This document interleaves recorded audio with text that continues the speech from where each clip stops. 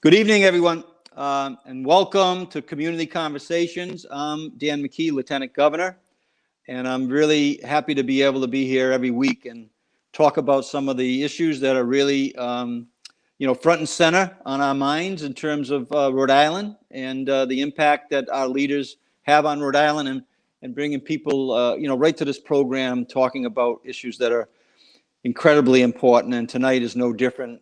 We have a number of young leaders joining Charles Roberts and myself to talk about the racial issues that are front and center and why they're there and what's being proposed to kind of bring some racial justice into the systems, whether it's education or policing. And we're going to have a very frank conversation here tonight. But I want to remind everybody that's watching first, welcome for coming and tuning in. And we really appreciate week after week, thousands of people watching this program. And tonight, I just want to remind you, share this out anytime you can share. It puts this messaging out to more people, which is important. And if you have any questions during the program, you can chat those in. You can enter those in, and Ben, who is doing our producing here, will certainly recognize you. And if you have any comments or you want to follow up with our office, you can email us at ltgov, that's that 20@gmail.com, or the phone number is 222-2371.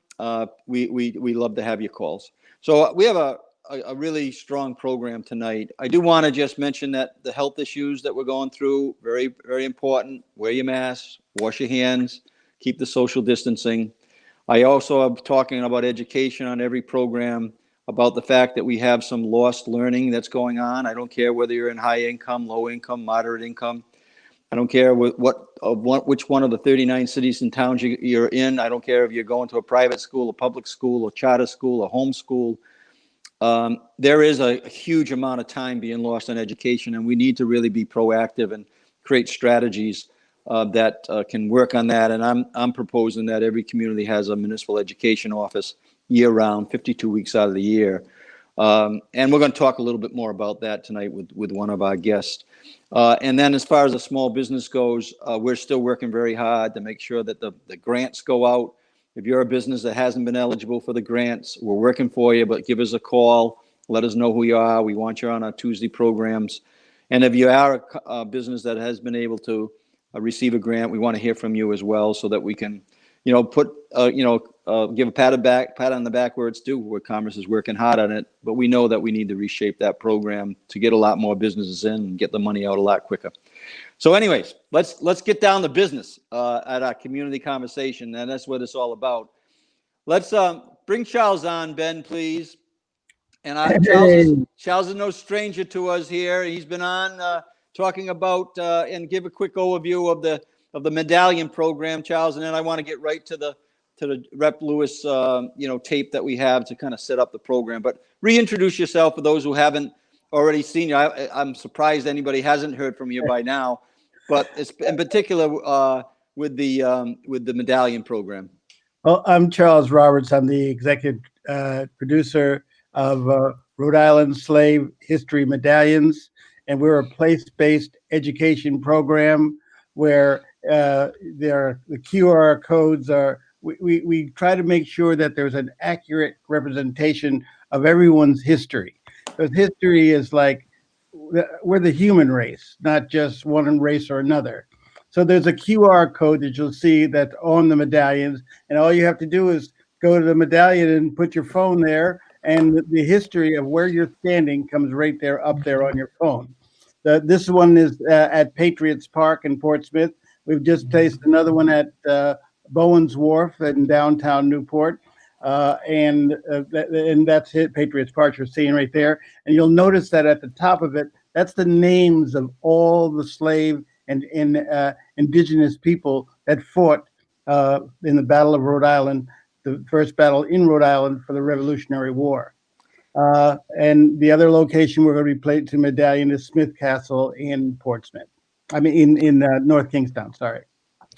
Yeah, and so you've had you certainly had a long history of discrimination that's out there, and and other things that just people of color that have to have had to deal with. As I explained, certain people have more hurdles to jump than others, and certainly you've had that experience. But one of the ones that you've shared with me is the last words of John Lewis. Set that up so we can play that, because tonight we want to be talking about the activism, the racial justice issues, and the equity, and whether it's in education or policing or just the general economy in our community. So, share what you brought with us tonight to kind of set the table for this discussion in the next hour with, some really young, talented young people in the state of Rhode Island. Well, I was very impressed. We had a peaceful Black Lives Matter rally in Newport, Rhode Island, and I had my nephew, in fact, went out and photographed it. And then when John Lewis died, we got his actual words and we made a video out of it.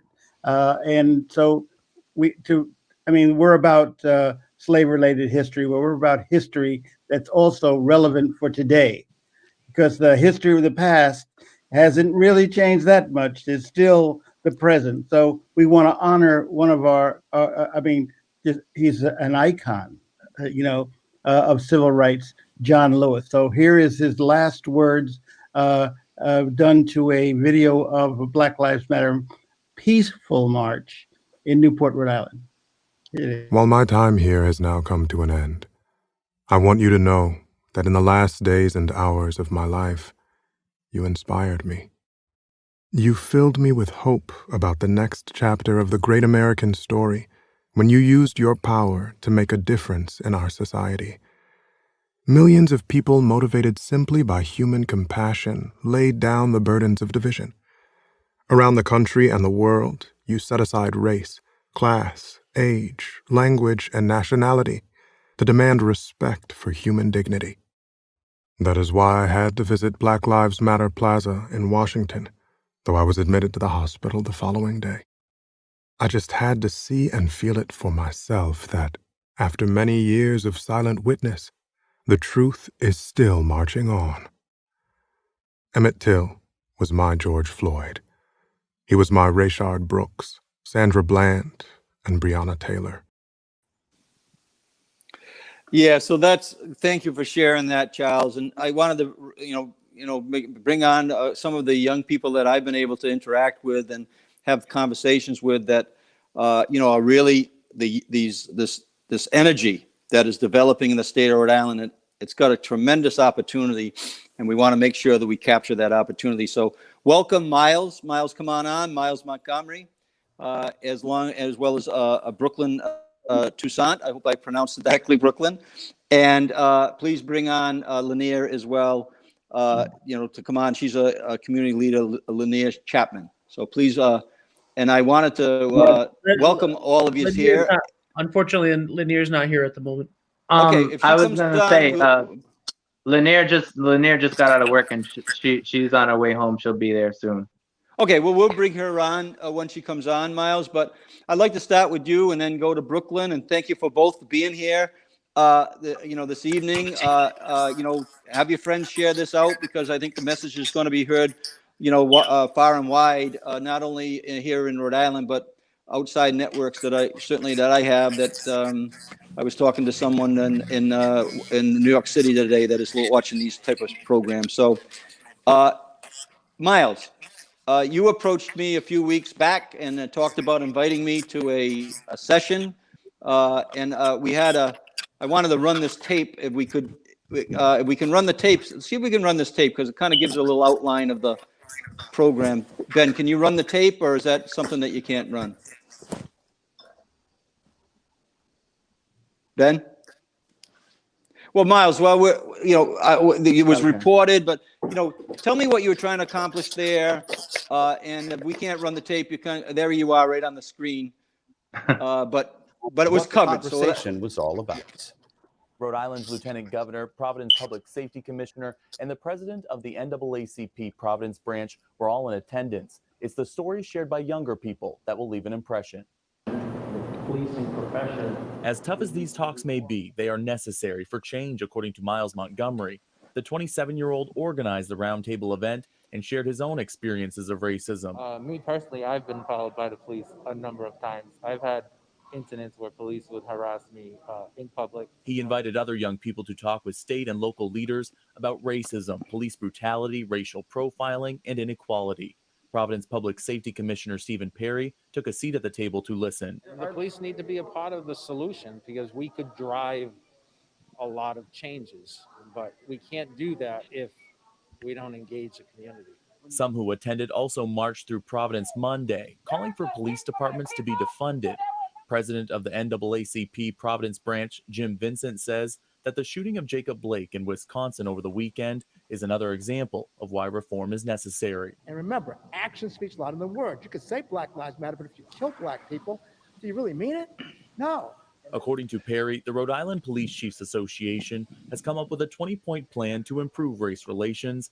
He says internal talks are necessary, but that engaging the community to come up with solutions is even more important. People have to be treated equally, respectfully, and people shouldn't die at the hands of the police unnecessarily. Vincent says that he hopes to see the Law Enforcement Officers' Bill of Rights eliminated and built from scratch. He's on the task force that met Wednesday to discuss the statute. Reporting from the newsroom, I'm Rob Nesbitt, Eyewitness News. So Miles, give us a quick overview on why you stepped up, who you are in terms of Rhode Island, and then just give us a brief introduction. And I like to go to Brooklyn because she's a founder of ProvX and certainly is very active right now and has strong opinions on how we can help improve the issues in Rhode Island right now. So Miles, please introduce yourself and thank you for your leadership. Thank you for having me on the show. My name is Miles Montgomery. I'm a Providence resident. I'm a member of the NAACP Providence branch, and I'm also a member of the Southern New England Association of Black Journalists. And this idea came about a few months ago. Lanier Chapman and her sister Michaela organized a protest in Newport, the one I think you showed footage of it earlier. And I really wanted to be, I was really inspired by them, but I really wanted to bring about change in Providence and across Rhode Island. And I was thinking about a way that I can give back to my community. So I thought about having a conversation with Rhode Island police officers and city leaders and community members, and just I thought about bringing everyone together so we can have this conversation on ways that we can improve the police departments here, because there are so many issues within these police departments, and there's so many issues of racism and discrimination that still exists every day, and I really want to bring awareness to those issues. So this is really where that idea came about. Yeah, well, Miles, and thank you for reaching out. I know that I have another two plus years in office, and we've made a commitment to use this broadcast as well as other ways to make sure that the issues that are being discussed today gain traction and they continue and they don't die off as sometimes they do. So thank you for your leadership there. And Brooklyn, you founded a group, ProvX, and you've been involved with. You were actually at the meeting that Miles helped organize, and that's where we met. And so, just give us a little overview of yourself first. Introduce yourself, please, and then give us an overview of what you're trying to accomplish through the organization that you've developed. And thank you for being here tonight, Brooklyn. Thank you for having me. Again, my name is Brooklyn Toussaint. I'm 22 years old. I live in Providence, Rhode Island since 2016. In terms of ProvX, we pretty much started an affinity group. We're actually not a organization.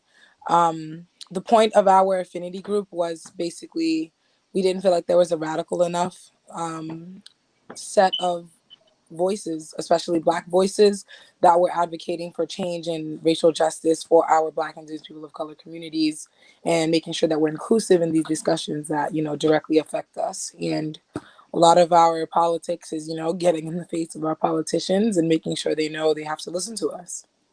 Yeah, and we just showed a photograph on the Providence Journal. You're on the front page there, and I think that we have this moment where if we give a broader group of voice, not just necessarily the people who have always had a voice, but a broader group of voice that will make more progress. So, and I think that's what you've done. And as you said, you're being very assertive, which I think is good. But the idea of this program is to really air different people's opinions, making sure that they're respected. So, some of the things that you've done has been, like I said, pretty proactive. You've been to the governor's house. You paid the governor's house a visit, I believe, and you spoke there about things that really concern you. Shared with that a little bit that evening with me. At the governor's house, we were protesting. Well, we've been to the governor's house on 2 different occasions. The first time, it was to cause disruption, to let her know that she needs to defund the state police. The second time, it was pretty much the same thing, but we were mostly protesting the Crush COVID unit that she launched with state police, with local police assisting. And we felt like it was pretty tone deaf and that it wasn't really inclusive of the people that have been taking the streets to organize. So we went to her house. Yes, I know you did. Well, my feeling is, let's put it all, put all the conversations on the table. We're all adults, so you're a lot younger than I am, but your voice matters, Brooklyn, and so does Miles. So I want to thank you both for being here. We're going to keep you on the screen, and we're going to bring on Corey. Corey, please come on and introduce yourself as well. And Joyce, thank you so much for being here. Corey, Joyce Wise, right? And Corey Jones. And so, Corey, just give a little, we met at a Black Lives Matter event in East Providence where you were at the police station. And Brother Gary invited me to come on and meet some people. And I had a great conversation with you. But introduce yourself, because I think your story is so powerful in terms of your experience, that brought you from Chicago to Iowa and now to Rhode Island. And so please introduce yourself, give a little overview of, what you're trying to do as the director, the political director at Black Lives Matter, and give a little overview so people can kind of get an idea of what you're trying to make happen. Yeah, so my name is Corey. I'm the political director for BLM RI PAC. And my family originally came from Chicago, and due to the inadequate, education system there, my family migrated to Iowa. And so my entire life, I was, angry and mad that, I wasn't in Chicago still. And so these issues kind of hit home at a young age, that I had to leave behind my family and my friends because of the education system. And so in 2016, I got really involved by becoming a national delegate for Bernie Sanders. And I just want to commend you for having this show. One of the things that, Bernie did when he was mayor of Burlington is he conducted a show, on public television where he showed what he was doing and got involved in the community. So I think that's really important that, elected officials make themselves reachable. And because if we're not able to reach you, then we're not able to hold you accountable. And if we can't hold you accountable, then we're going to have to get innovative. So I want to commend Brooklyn, for going to the governor's house, because if, politicians will not make themselves, reachable to the people, then the people are going to have to find you and hold you accountable. Yeah, so some of the things, you have some ideas that we're going to want to talk about when we get to the panel, especially on the education. I do want to get to the police issues with in the backside of our conversation, the last half hour of our conversation. But you also had an experience there because you played some football, Miles, and you had a coach. You also explained to me you were the only Black family in that community. Tell us a little bit about that experience and your growth there, and give us answer the question of, well, what are you doing in Rhode Island? Yeah, so when I was young and I first moved to Iowa, it didn't sit well with me. I got into 7 fights in the first 5 days. My family was the first Black family in this small community of 5,000. And I was fortunate that, when the kids acted out there, they didn't call police, they didn't arrest them, they didn't abuse them, but instead they treated me how they treated, their kids. And they had a sit down with me and wanted to get down to the bottom of it. And, the bottom of it was racism. People looked at me like I was an alien. And so some of these peers that I grew up with, had pure hatred in their heart. But when we played football together, it came to a point where they needed to rely on me. And in order for them to rely on me, they had to put that feeling, that hatred, and that what they were conditioned to believe aside. And I was able to grow with those people, and they were able to grow also. So football kind of is what kept me in line when I was a bit off the rocker, and and gave me the ability to be here today. So I came to Rhode Island because I knew the moment that I was done with my curriculum for my bachelor's that I wanted to get out of Iowa. And my friend Miguel brought me here, and I came to Rhode Island, and it was like love at first sight. I love this state; it's a beautiful state. I love the people that are here, and yeah, I'm excited to get to work. Yeah, and Corey, it impresses me on the story because you've had experiences at a very young age that most people don't have ever, because there's not. When we think about the Super Bowl parties we go to, or the weddings, or the funerals. Most of the people that when I go there look like me and mine, and most of the people that go to yours look like, so you've had this combination of experience that I think is very valuable. And then you've stayed true to the Black Lives Matter mission in terms of this equity issue. So, thank you for being here, and we'll talk more about that. But I wanted to talk to Joyce a little bit as a community leader. Give us your perspective. Please introduce yourself. And then if Lanier does come on, we'll bring her on as well, Miles, when we get if she does join us. But please introduce yourself, Joyce, and thank you for being here. Thank you, Governor. Thank you for having me. My name is Joyce Wise. I am the interim executive director for the Black Lives Matter RI PAC. It's a pleasure to be here. Thank you for inviting myself and Corey. It's nice to see everyone here. I, unlike Corey, am a native from Rhode Island, born and raised here. I grew up predominantly on the east side of Providence.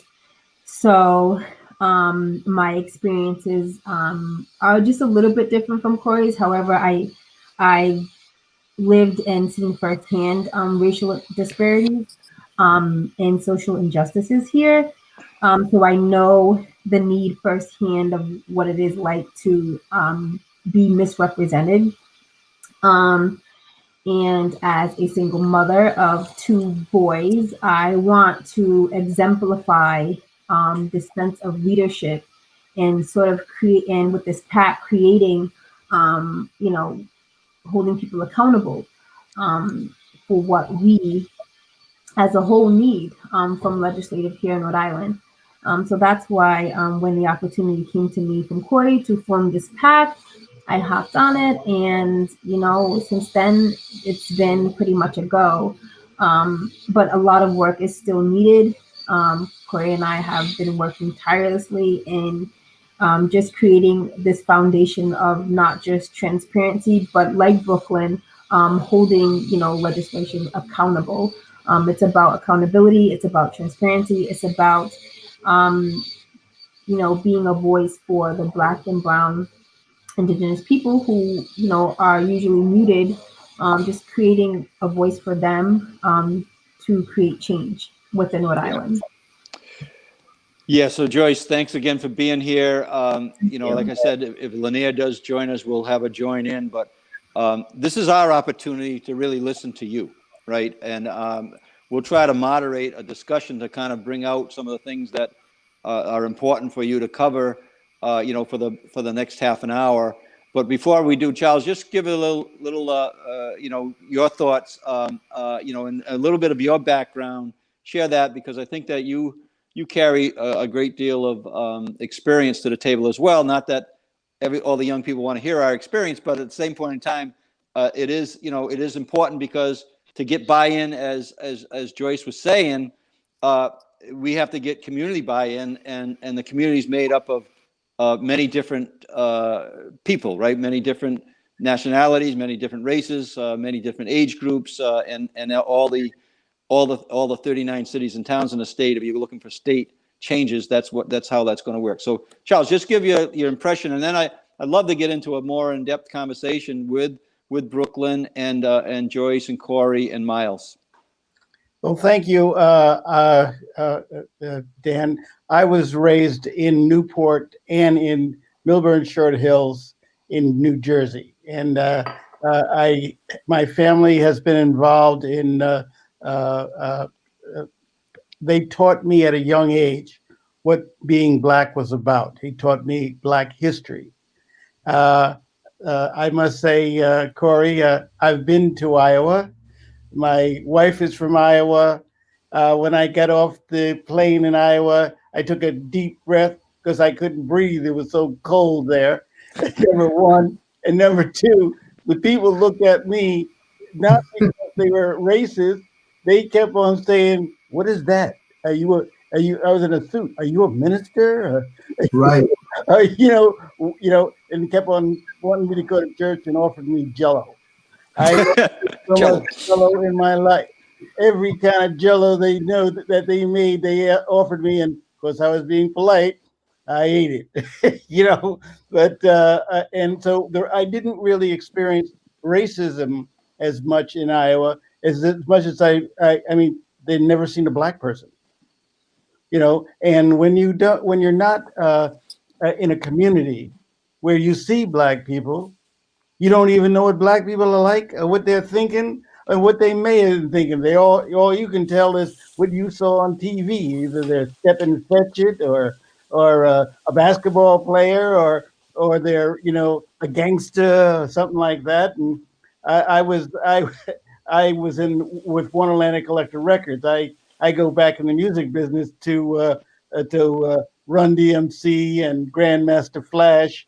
Those were my peers, and so my approach and my look at history, because I was raised in a white town. I mean, my father was a police officer and he became a detective, and my gang was the Santoras and the Parisos and the Flynns, and we all stuck together because it was neighborhood.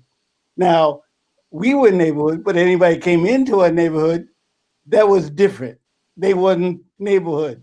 So we got in a lot of fights, but I had a lot of white kids fighting with me, but alongside me. Because when you get together and you start getting to know people, you start to realize that we're all the same. This is not a race. This is the human race. This isn't the black, white, green, and purple race. This is the human race. And when it comes to dying, we, especially since COVID has showed us, we all die together. So there has to be another approach, and young people like you guys are the future. I mean, I do my slave history medallions so that you guys can go to these locations that I wasn't allowed to go to when I was a kid and be able to walk there and stand there in front of history.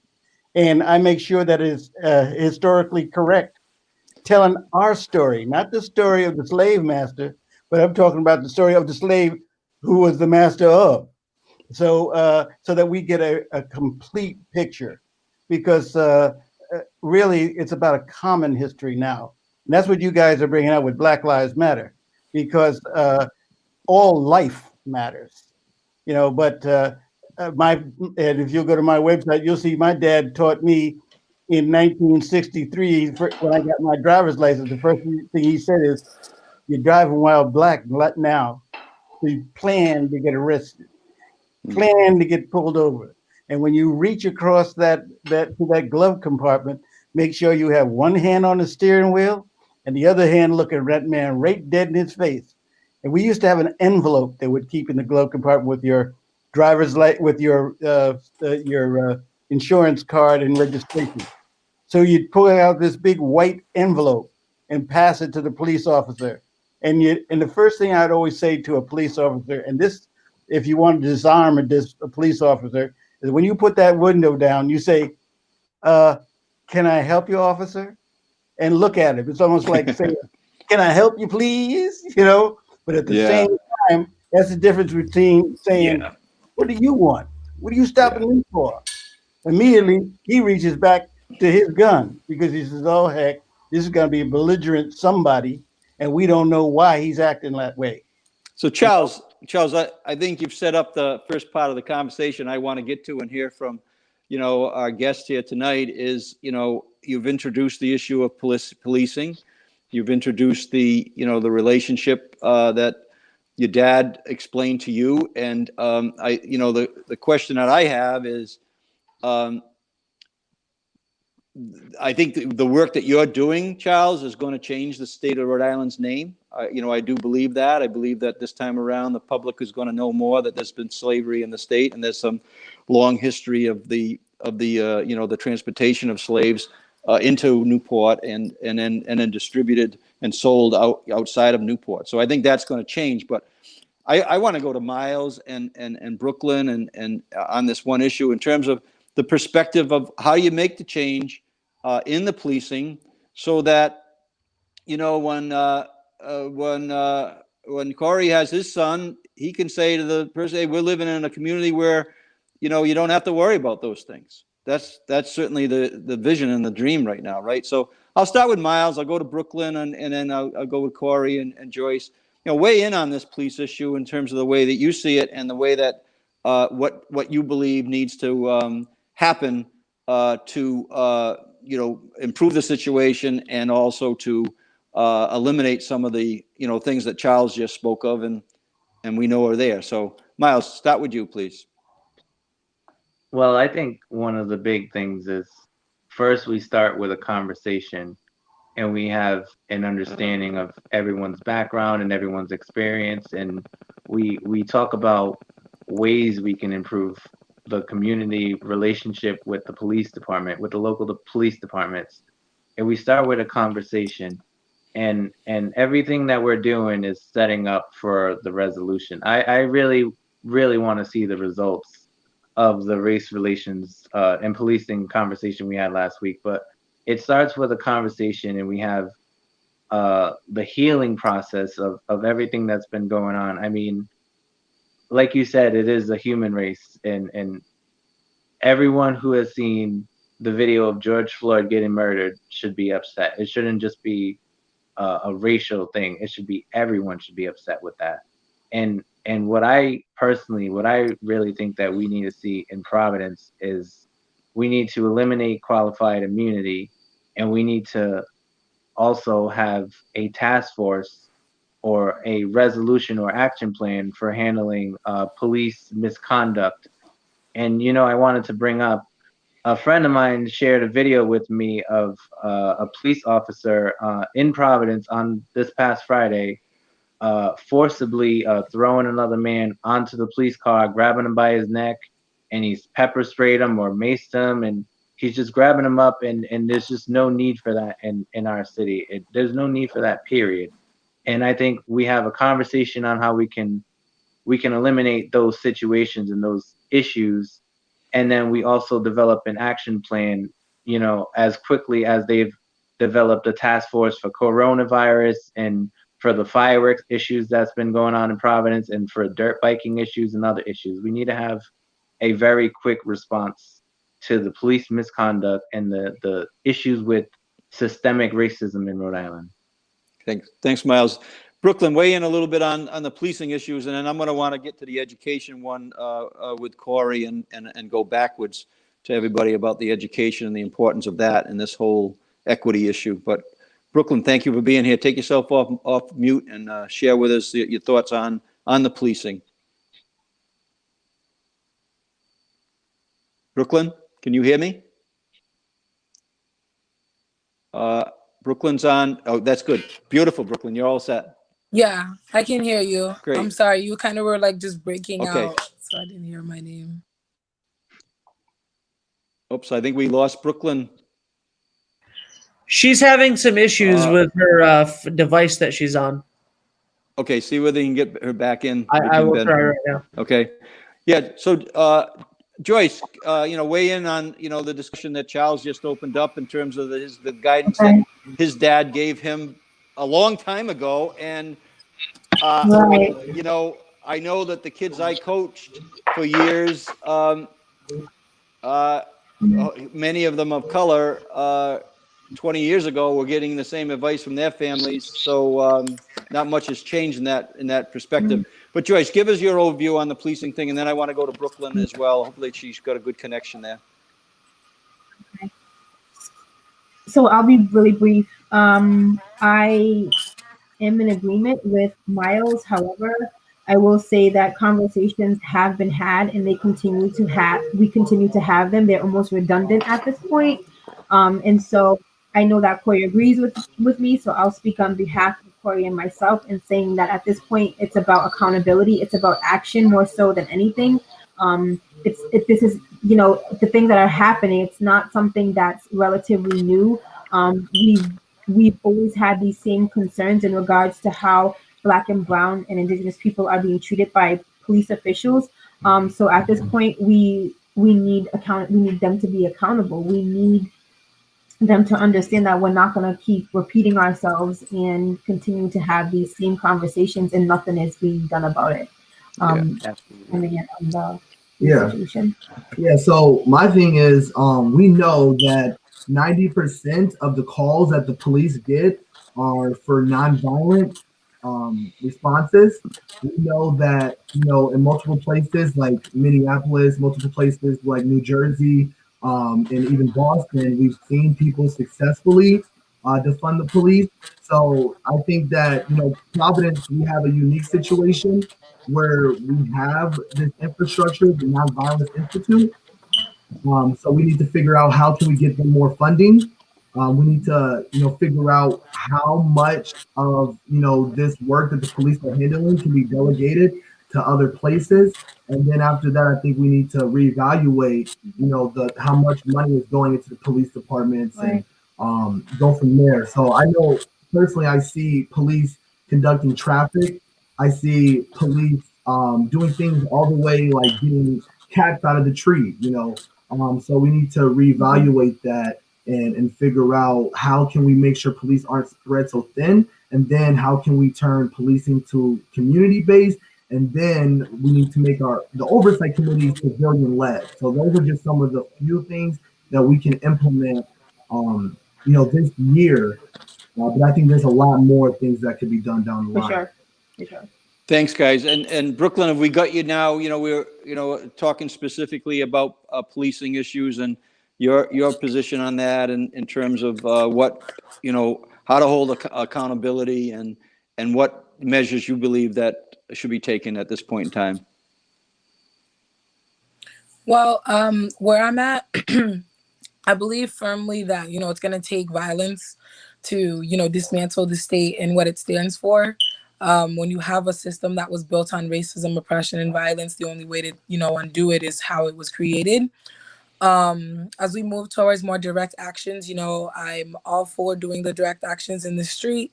I just think that, the group that's been in the street, we really understand that for change to come, we need to put heat and attention and, plan actions at these politicians' homes that are actually in charge of being able to make change.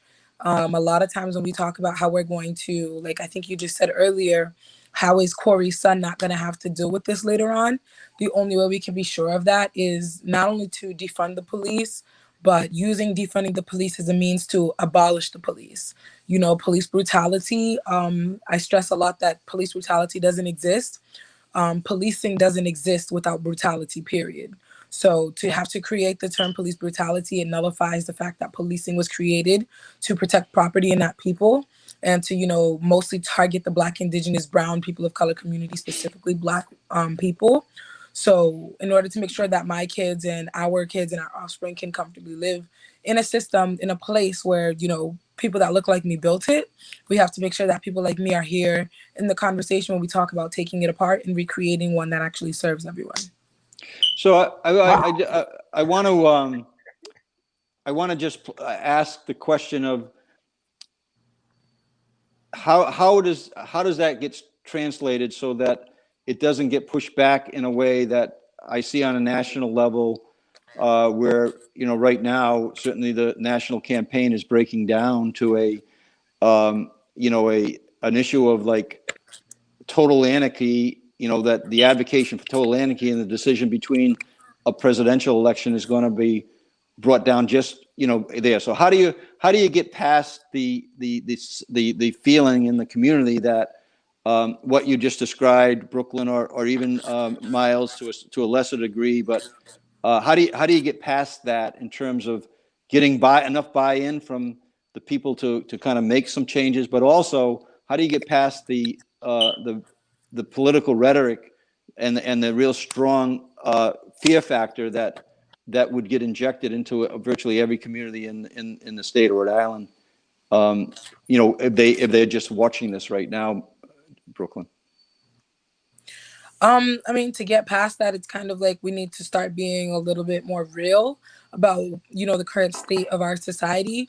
A lot of politicians, a lot of older individuals, they'll frown upon the fact that activists feel like we need violence and that, we need to turn up the temperature. However, the government makes plenty of decisions to move into different entities and to different spaces and, create violence and loot and steal. But it's a problem when we're doing it because we're going against the government. Moving past that is like having these conversations. I was at the meeting, of course, where the Commissioner of Public Safety was stating that, the Providence police don't like responding to mental health calls. They're underprepared for it. They're, they don't have the tools and they're dangerous and they don't like them. So hearing that, it makes it sound like to me that maybe there's legislature that needs to be created and brought to them so that they can stop responding to those calls, keep more people safe. And if they don't do that, being able to win over the other party that thinks that, this is aggressive and it's too aggressive, is like, listen, we recognize the problem. We also recognize the solution. We brought it forth to the people that are in charge of being able to carry out that solution. They refused. And now we're, bringing the ante up. And I feel like the more that continues, the more we'll have people okay with the fact that a riot is the language of the unheard. We'll have more people okay with the fact that there's people actively and more aggressively fighting for our freedom. Because, not like peaceful protest, cool. It's a great way to exercise. It's not much beyond that. It doesn't keep Black, Indigenous, people of color safe, and it's not going to actually take apart these systems that continue to oppress us. And they know that. That's why they frame it that, this anarchist point of view is so dangerous, is because it's going to keep the state intact and keep people thinking that we're actually the problem starters when we're the ones with the solution.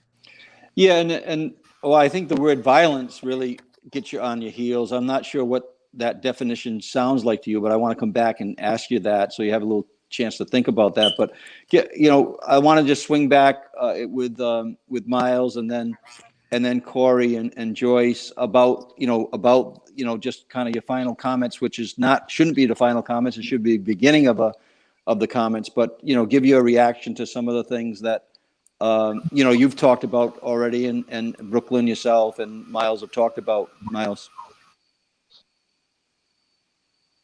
Well, I agree with Brooklyn. I do think that we need to reallocate police funding into other community resources such as education and affordable housing and other things that we really desperately need in Providence and in Rhode Island.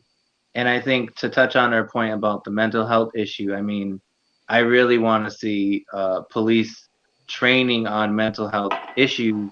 And I'd really like to see an alternative to police responding to certain 911 emergency calls. I mean, if there's no police training on certain issues or mental health, I mean, how are they going to learn how to de-escalate certain things? I mean, they really need to teach their new recruits and all of their officers how to de-escalate these situations that arise. I mean, if there's someone who's homeless on Broad Street, and they're hanging out at a Wendy's drive-through, Burger King, hanging out at a drive-through, and someone calls the police on them, are you really gonna like show up and then throw them on the ground and beat them up because they're loitering, or are you gonna offer them resources and support in those situations? I think we need to really look at the way that we train our police officers locally in the city and across the state and across the country. I really do. Thanks. So I wanted to spend the last couple minutes that we have on education and your perspective on education. And that's why I want to go to Corey now, because I know that he's talked to me about, the political action group that he's put together, that they're putting together, and that education is one of the issues that you've set as a priority, Corey. So give us your thinking of why you would I know why I've worked over the last 2 decades in terms of realizing that there's an inequity in our school, and then how we've developed schools that are addressing that in a real aggressive way, with in the mayoral academies in particular. And so I recognize that, and I'm actually enthused and I'm encouraged. I was talking to one of the national people that we've worked with today, and I was describing some of the things that you're trying to get done. And I've talked to the school leader on the Blackstone Valley Prep Mayoral Academy, where there's over 65% free and reduced lunch, mostly kids of color coming from Pawtucket, Central Falls, Cumberland, Lincoln. But tell me why you're picking education as like one of the pillars of the work that you're trying to make happen. Yeah, so I just want to touch on the conversation we were having earlier before I go into that. I think that the 5 years ago, Black Lives Matter was a bad word. Like, I think the approval rating was like 35%, and now 5 years later, the approval rating, the public opinion on Black Lives Matter is like 80 something percent. So it was like 90. Right. So, I had a friend, dad, who put it best. He said, I feel so dumb for saying all lives matter this whole time. It took this meme that said, when people were saying Boston strong, you didn't reply all cities matter. And he said, it took me 5 years to realize that. So I think that, the idea that defund the police is a bad word right now. I think that in 5 years it might not be, but back to the education thing, some of the things that we want to focus on, and education stem from my upbringing. As I said, I always was so angry that we left Chicago, because my family was very close, and I left all my family behind, and my mom just always told me it was for a better education. So when we formed this PAC, I didn't think that education would be the first thing that we focused on. But as an academia myself, I kind of indulged into things like the Molecular podcast and the John Hopkins report, and kind of wanted to integrate myself into this community, but also into the studies that have been done. And when you look at the Providence public school systems, they are in worse conditions than the Little Rock school systems. And we know the history with Little Rock, Arkansas. So it was quite alarming for me to look at those reports, and it gave me a better understanding of what my mom was running away from.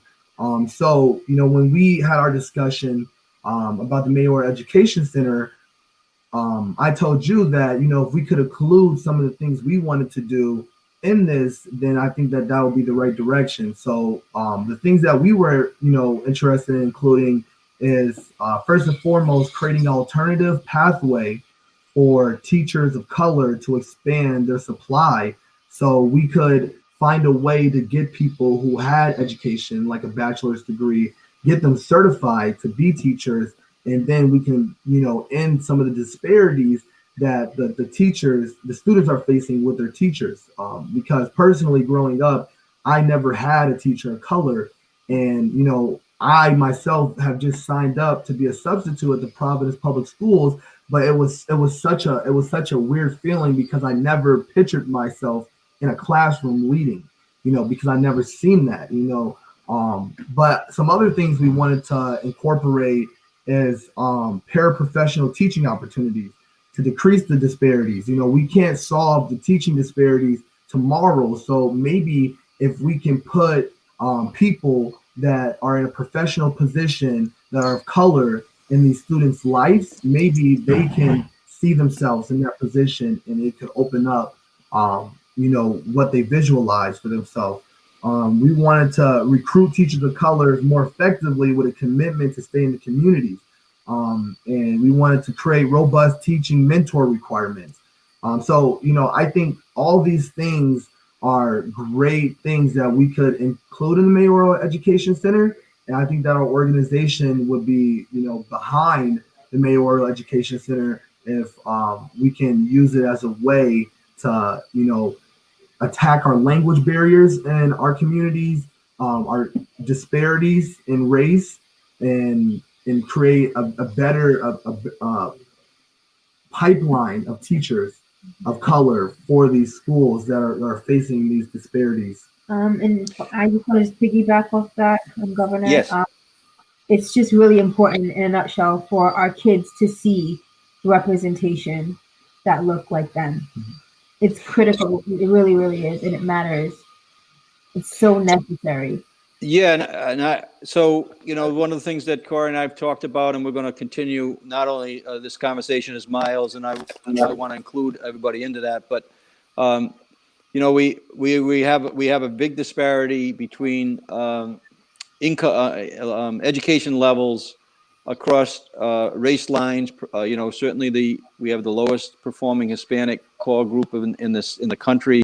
The people of students of color are in that category as well, and we've opened up a municipal education office in my town when I was a mayor, and we have a 52-week format where we educate, and Corey's thought of, well, that's a good spot to roll in some educators of color, because that's a community strategy on education.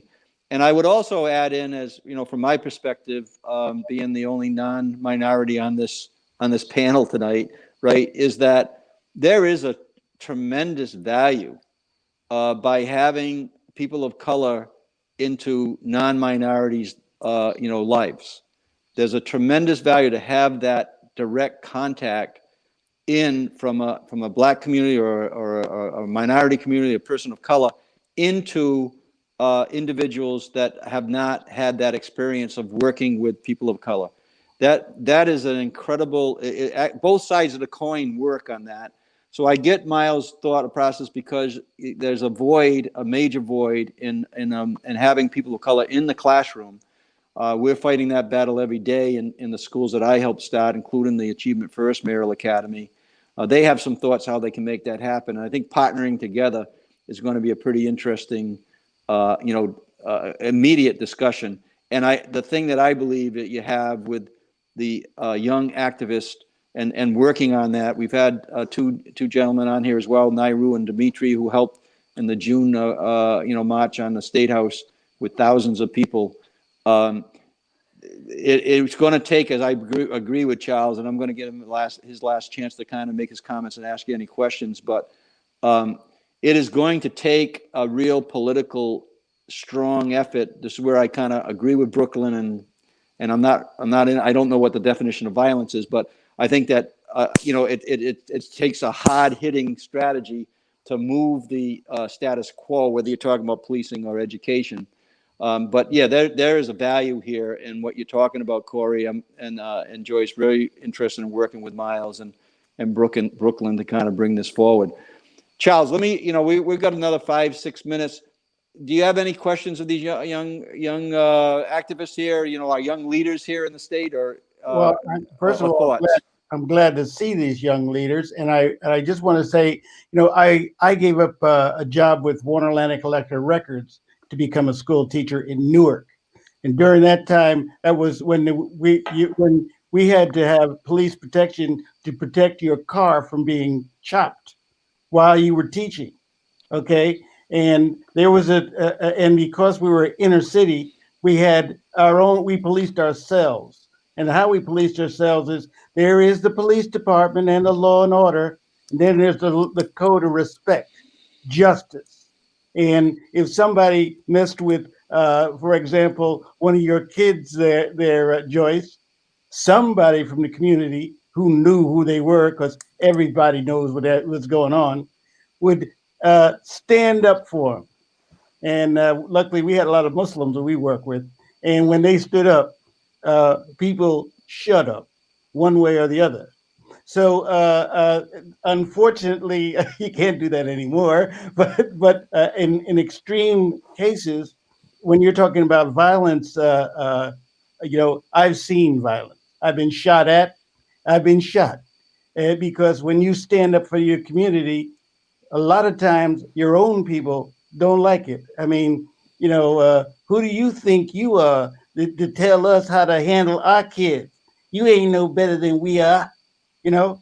Oh, that's what you think. Because I stand up for my kids. I stand up for my community, and I do something about it. I ain't sitting here about here talking about doing something about it. I'm gonna get in your face and do something about it. That's the way we made a difference. Now, the violence that she's talking about, you know, is really tough, because by making those violent statements, you're playing right into the forces of ignorance, superstition, and fear that are voting against us to tear us down, so we don't get the leaders that we need to make a change. Because we got leaders out there that can make a change, but you better believe right now they're using violence.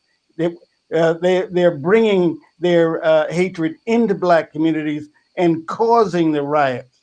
And we've seen it when in Newark, when we had riots. We knew who was coming in the neighborhood. They weren't Black, and throwing garbage cans through Black people's windows and causing riots. But they didn't get out, you know, because when you're talking about violence, you're talking about bringing on the heat.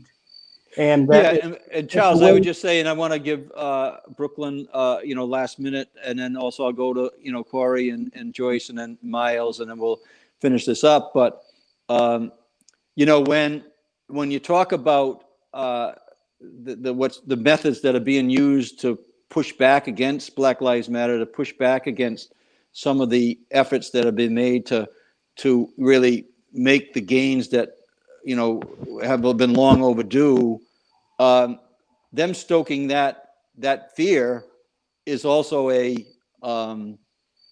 also reflects how far we need to go, right? Because there are actually people that can be influenced by the rhetoric that would behave in a way that you just described, and so their behavior is inside them, and it's just being, you know, it's reflected in terms of their reaction to leaders that are asking people to create those disturbances against the efforts, you know, to bring equity to the table, which is in itself is a full you know, show in itself, to even talk about, you know, how that happens, that people still feel that way in their hearts. Otherwise, they wouldn't be behaving the way you just described, right?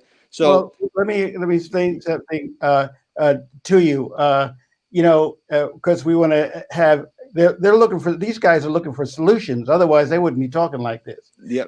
And one of the solutions we're talking about when we talk about defunding the police, we need to fund them so they have body cam, because you wouldn't be seeing somebody get shot 7 times in the back if they knew they were on TV.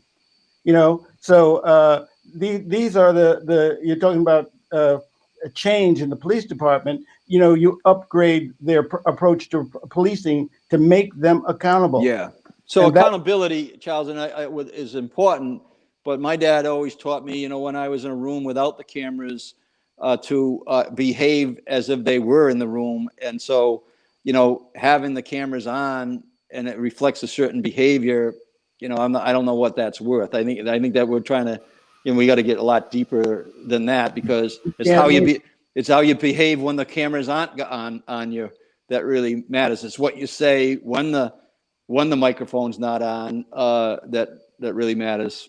But I'm looking at Black Lives Matter, yes, as a life that matters because it's Black and people of color. And what I'm saying is, you can't make a policeman that's upset because he had an argument with his wife before he came to work act right towards a Black person. He may decide to take it out on that person and shoot them. But if he's got a camera on him, he's going to think twice. So there has to be a way to make them accountable. You know, that's the only way to go about it, because it's not even that they're racist. It might be that they're just human. They're broke. They're hurting. They had an argument. Violence is an internal cause and response, and you don't know what they're reacting to. Just like that person that may be ill that's acting out in front of a coffee shop. You don't know what he's reacting to. You need to be trained to walk up to him and say, the first thing you say to him is, "What's up? What's up?" And if there's 3 guys standing there, you don't grab him, throw him against the wall, and then ask him what's up after you have his foot on his neck. It's too late then. It's over.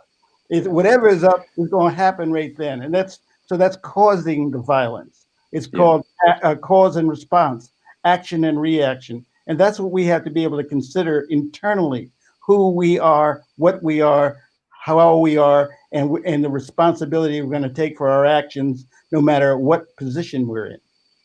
Yeah. So, Charles, this, as I've committed, this is going to be, as long as I'm in office, we're going to have this discussion. We're going to bring in, as we have in the past, you've been here. I've had Jim Vincent on. I've had the Chief of Police Association on. We've had national trainers in terms of profiling and biases on. So we're going to continue this talk, and as long as Miles and Joyce and Corey and Brooklyn invite me to be involved in the discussion, we're going to make sure we're revisiting it. Not just during this time, during COVID, but beyond that and beyond that. So, and then we'll start measuring the successes that we're able to achieve. But Brooklyn, I wanted to just, give the last 30 seconds to kind of just finalize some of your thoughts. Then I'll go to Joyce and Corey, and I'll go to Miles. And it's amazing how fast this hour went. But thank you for being here, Brooklyn. You're on. It's a mute. You're on mute. Beautiful. It says it's unmuted now. Okay. Yes. So in response first, when we have these panels and discussions, I would say it's really important to make sure that, if you have youth voices, that they're definitely elevated. I heard in reference a lot to what I meant about violence, and I'm just right here. So asking me what I meant in terms of violence instead of paraphrasing what I meant would work better in getting my message across clearer. But what I mean is what I said, in that it takes violence to dismantle the city, the state, and the government. It's really hard for people to think about what life is like without policing, because we're being policed every single day in our day-to-day activities and everything that we do. It's not that we need to fund the police to give them body cams, because like Mr. McKee was saying, it's not really what you do when there's cameras on, it's what you do when there's no cameras that really speaks to your character. And if you can't be trusted when you're not being held accountable by a camera, you shouldn't be trusted to do your job anyway. And instead of, taking it as that we need to reform the police, what we need to do is completely zero out the police and recreate community-based, transformative and restorative justice programs that are led by people that actually have vested interest in our community, so that we can actually make sure that people have a sustained way of life and they actually have better quality of life as they live in cities that they were forcibly brought to in the first place. So that was something I wanted to address. And finally, in that, when I say violence, even though there are possibly white and non-Black Indigenous people of color that come into these communities that aid in the violence, it still is violence that is needed, whether or not it's a Black or non-Indigenous Black person who is leading the violent acts or the riots. The city, the state, and the government, they value dollars over people. With the city, the state, and the government, it's not people over profits when it should be. It's profits over people, property over people. So if the green matters more to them than Black lives, then it means that we need to destruct things and we need to hold their attention until Black lives matter. And I do want to refuse the previous statement that all life matters. That's not the message we're sending. We're sending the message that until Black lives matter, no other lives can matter. And that's why temperatures are high, is because we're not being listened to. And when the other, parts of the conversation is happening, especially our older generation, we need you guys to understand that a lot of what we're dealing with is because you guys couldn't clean up what was, being done in the beginning. And not only was it not able to be tackled completely, a lot of our parents and our generations before us actually made it worse for us. And they continue to do that by misrepresenting us and misunderstanding what we're saying when we speak. So making sure that everyone's a part of the conversation, making sure that these conversations are being continued offline and when there's no cameras and we're educating each other on what we need to progress as a community is equally important. So I do want to say again, thank you for having me. Look forward to continuing this conversation. Yeah, Brooklyn, we had a little technical problem. Otherwise, I would have got back to you earlier on that, that explanation that you wanted to give. So I thank you for being here. And like I said, as long as I'm invited to the conversation, I'll show up. And but Corey and Joyce, we're going a little over time, but I want to give you each a minute to to give your final thoughts, and I'll go to Miles, and then we'll wrap it up. Yeah. So me and Joyce kind of disagree a little bit on this, but I think that's healthy to work with people that have disagreements with you. But so I believe that everybody has their role, and I believe my role is to dismantle the system from the inside. But I do support people whose role is to dismantle the system from the outside, and I'll tell you why. Because I believe that what these violent protests have showed us is that the police are purely reactionary, and we need a system that is proactive. When we seen the riots and the looting, the business owners had two decisions: either they were going to sit in their business with a shotgun, or they were going to board up the windows.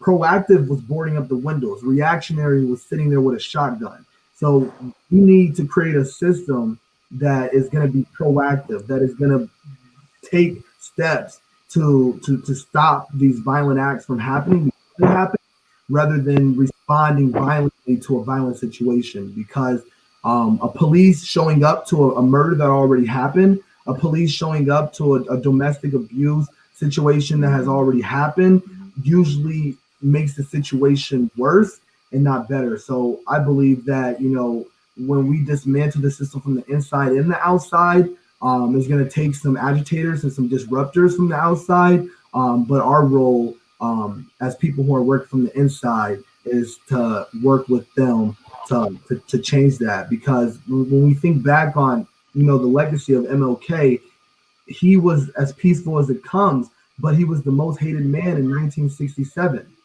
or 1968, if I'm right. So the thing is like they're never gonna like us.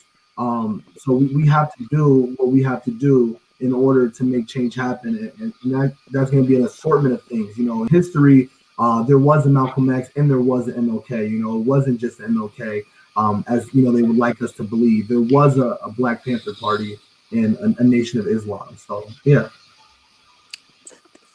Thanks, Corey. Joyce?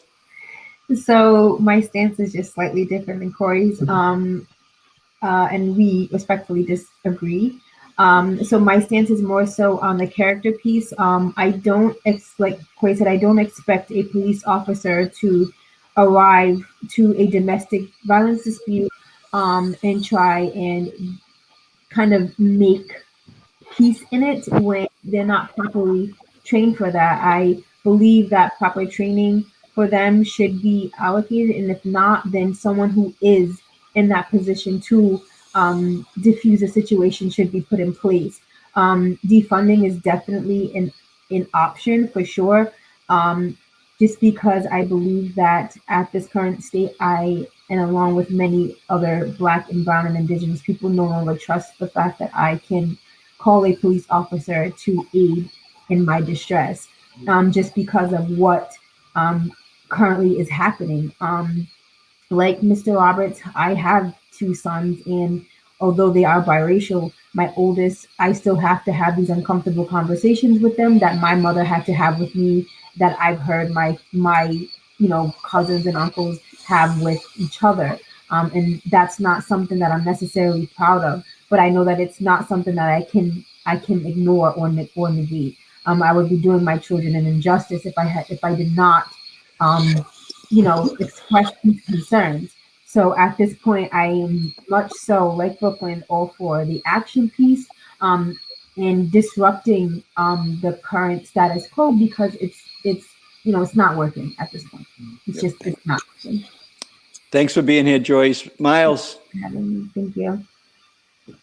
Again, I wanted to say thank you for having me on, and it was really, really nice to hear from all of you. I wanted to let you, Joyce and Corey, know that Brother Gary is one of my mentors, and I've spoken to him on a number of occasions, and he's really helped me out a lot and inspired me a lot. So I hope to work with all of you guys in the future. And I guess to conclude, I really think we really need to take a step back and look at the training with the police department and their training protocols to handle situations, to de-escalate situations when they arise, and to have more of a understanding of how to respond to certain community situations, how to respond when there's a mental health situation that arises, or when there's a public dispute at a club, or I want to see the training